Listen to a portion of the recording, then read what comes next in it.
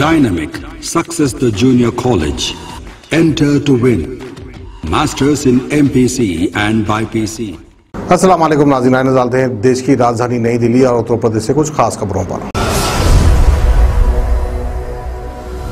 राजधानी दिल्ली में डेली संक्रमितों में कमी आने के साथ ही हॉस्पिटल्स में भी पेशेंट्स की संख्या कम होने लगी है। इस टाइम दिल्ली के कोविड हॉस्पिटल्स में 78% बेड्स खाली हैं।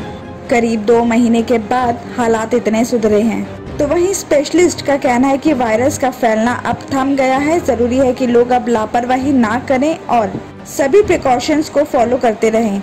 लेकिन इसी के साथ आपको ये भी बता दें कि भले ही दिल्ली में कोरोना संक्रमण के हालात ठीक होते नजर आ रहे हो, लेकिन तीसरी लहर को लेकर IIT दिल्ली से जारी एक रिपोर्ट ने एक बार फिर सबकी चिंता बढ़ा दी है। रिपोर्ट के अनुसार कोरोना की तीसरी लहर के दौरान दिल्ली में सिचुएशन इतनी बिगड़ सकती है कि डेली 45,000 मामले सामने आ सकते हैं।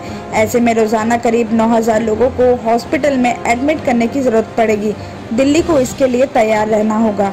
तो वहीं दिल्ली हाई कोर्ट में दायर एक रिपोर्ट के मुताबिक अगर ऐसी सिचुएशन आती है तो इससे निपटने के लिए शहर में हॉस्पिटल्स और रिफिलिंग के लिए मिलाकर डेली 944 मीट्रिक टन ऑक्सीजन की जरूरत भी पड़ सकती है।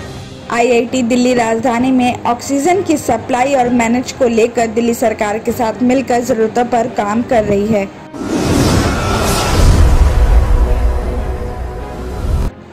दिल्ली सरकार ने 1 हफ्ते का लॉकडाउन और बढ़ा दिया है। अब 7 जून की सुबह 5 बजे तक ये पाबंदियां लागू रहेंगी। मुख्यमंत्री अरविंद केजरीवाल ने कहा कि कोरोना संक्रमण की चेन को तोड़ने के लिए ये पाबंदियों को बढ़ाने का फैसला लिया गया है। लेकिन इसी के साथ दिल्ली सरकार ने इस बार 2 इंडस्ट्रीज यानी मैन्युफैक्चरिंग और कंस्ट्रक्शन के काम करने को छूट दे दी है। कोविड-19 के प्रिकॉशंस का सख्ती से फॉलो करते हुए ये काम करने की परमिशन दे दी गई है। दिल्ली आपदा प्रबंधन प्राधिकरण यानी DDMA ने इस बात की जानकारी दी है। इससे पहले दिल्ली डिजास्टर मैनेजमेंट की मीटिंग के बाद मुख्यमंत्री केजरीवाल ने प्रेस कॉन्फ्रेंस करके बताया था कि अब धीरे धीरे दिल्ली अनलॉक होगी। तो वहीं सरकार की अनलॉक 1 की इस नीति पर बिजनेस करने वाले कई लोगों ने सवाल भी किए हैं। कहा है कि हमेशा दिल्ली की जनता से राय लेकर फैसला करने का दावा करने वाली सरकार की इंडस्ट्रियल पॉलिसी की कलई खुल गई है। पूछा है कि क्या फैसला लेने से पहले सरकार ने इस बात को ध्यान रखा कि बिना मार्केट खुले फैक्ट्रीज को कच्चा माल की सप्लाई कहां से होगी। काम शुरू होने के बाद बना हुआ सामान बिकने के लिए किस बंद मार्केट में जाएगा। फैक्ट्रीज के लिए स्पेयर पार्ट्स कहां से आएंगे। बड़ी संख्या में दुकानदारों का माल पिछले 40 दिनों से ट्रांसपोर्ट पर पड़ा हुआ है और वो खराब हो रहा है। इसकी जिम्मेवारी किसकी होगी। दुकानों में रखा हुआ माल भी खराब हो रहा है। बारिश में कई दुकानों में पानी से नुकसान हुआ है, इसकी भरपाई कौन करेगा। पेमेंट का लेन देन बैंक्स और कई बैंक के लोन्स की इंस्टॉलमेंट के साथ कई सवाल सरकार से किए गए हैं।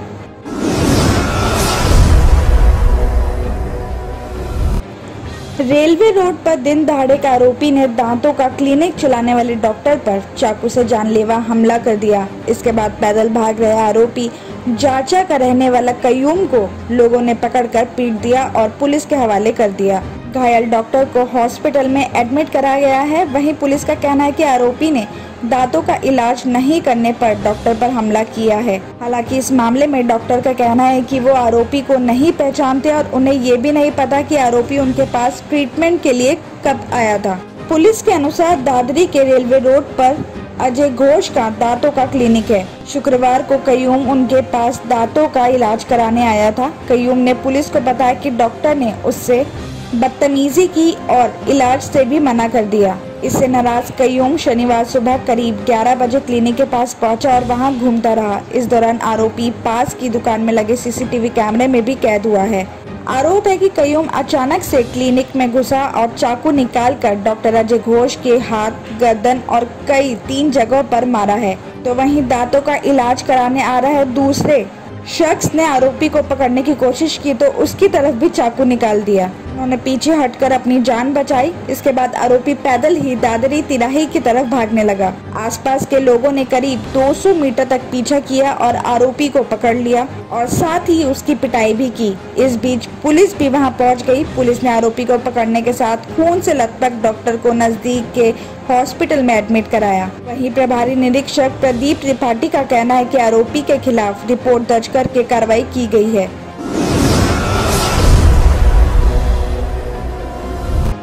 छत्रसाल स्टेडियम में 4 मई की रात को पहलवान सागर धनकर हत्या मामले में गिरफ्तार ओलंपियन पहलवान सुशील को पुलिस ने शनिवार को हेडगेवार हॉस्पिटल में मेडिकल करवाने के बाद कोर्ट में पेश किया। अदालत ने सुशील की 4 दिन की पुलिस रिमांड बढ़ा दी है। इससे पहले क्राइम ब्रांच की टीम मामले के मुख्य आरोपी सुशील कुमार और अजय बकरवाला को जांच के लिए पंजाब के भटिंडा और झज्जर के असोदा गांव भी ले गई थी।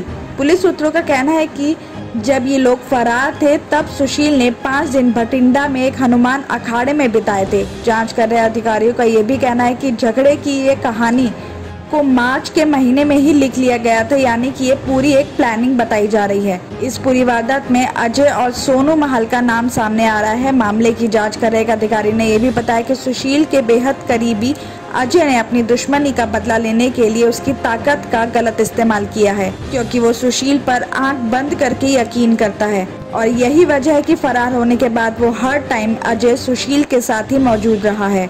पुलिस सूत्रों ने बताया कि जिस फ्लैट को लेकर सागर और सुशील के बीच विवाद चल रहा था, वहां सोनू भी उसी फ्लैट में रहता था। मार्च में सोनू महाल का जन्मदिन था। उस दिन सोनू ने अपनी गर्लफ्रेंड को भी वहीं बुलाया था। फ्लैट को सजाया हुआ था। यहाँ तक सोनू ने अपनी गर्लफ्रेंड की फोटो भी उस रूम में लगाई हुई थी। उस टाइम नशे की धुत में अजय वहाँ पहुंचा और सोनू और सागर को धमकाने लगा। यहाँ तक उसने सोनू की गर्लफ्रेंड को बुरा भला भी कहा और उसकी फोटो भी खींच ली। लेकिन उस टाइम सोनू और सागर फ्लैट पर नहीं थे, लेकिन वहाँ सिर्फ सोनू की हाउसमेट थी। सोनू जब वो घर पहुँचा, उसे इस विवाद का पता चला। उसने अजय को कॉल करके खूब धमकाया। यहाँ तक उसके घर की महिलाओं की बेइज्जती भी की और गोली मारने की धमकी दी अजय। इसी के बाद से सोनू से बदला लेने के लिए चाहत रखने लगा। किडनी के अमराज से परेशान मायूस लोगों के लिए खुशखबरी। R&S यूनानी फार्मेसी किडनी और गॉल ब्लैडर स्टोन के खात्मे का जरिया। अब UNI स्टोन कैप्सूल्स के जरिए खात्मा कीजिए। No operation, no side effects, 100% result. सिर्फ UNI स्टोन कैप्सूल से मुस्तहिक लोगों के लिए खुसूसी रियायत। फिर से पथरी न होने का मुकम्मल इलाज। दर्द, कॉन्स्टिपेशन और पुराने कब्ज से निजात पाइए। आज ही तशरीफ लाएं। R&S यूनानी pharmacy, first floor, syndicate bank, Bahadurpura X road, Hyderabad. Contact 9703 939 436 9063 383760।